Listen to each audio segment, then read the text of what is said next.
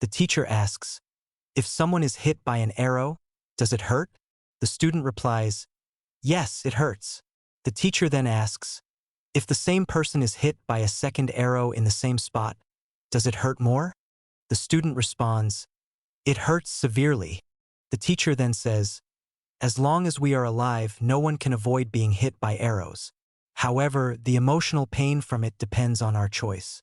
The first arrow is the actual event, and the second arrow is our emotional reaction to that event. Loss, failure, and disasters happen in everyone's life, but most of the suffering intensifies not from the event itself, but from our emotional reaction to it. Life is said to be suffering, but the arrow that hits us the most is the second arrow we shoot at ourselves.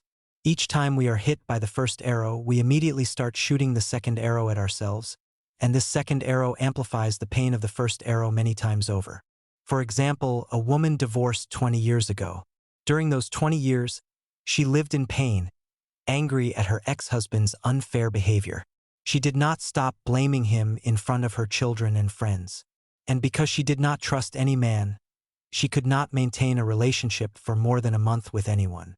She had too many second arrows stuck in herself, so there was no room for the feeling of love.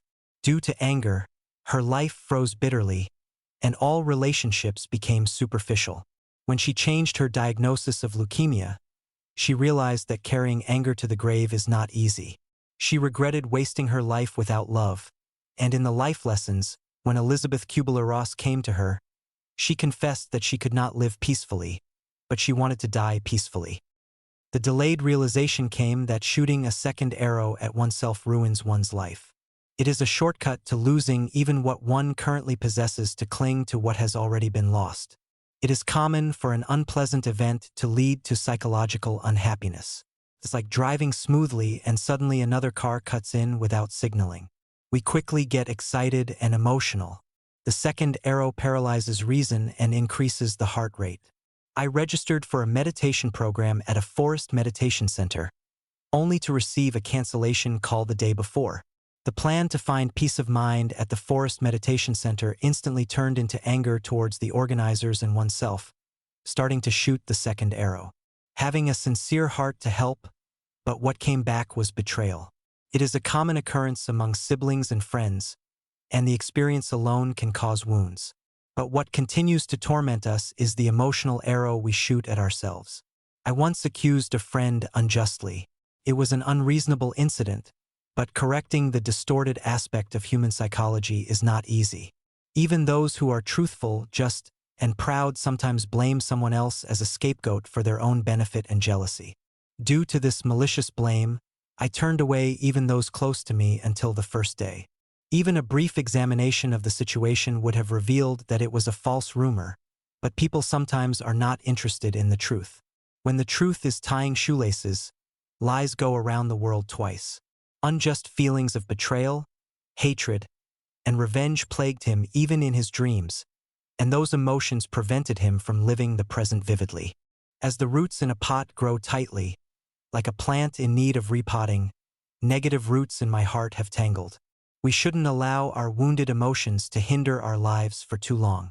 I asked that friend what was causing him more distress, the event that occurred, or his emotional reaction to it. Just as that friend did, we must firmly remove the second arrow. Life is too short to resent others and shoot arrows at ourselves. When struck by an arrow, feel the pain but do not exaggerate it. I advised not to become too overwhelmed by the pain, even when visiting a sick student, instructing to be awake to the pain. Do not be too hurt by the wounds. Do not be too disappointed by disappointment. Do not be too hurt by pain. This is how to avoid the second arrow.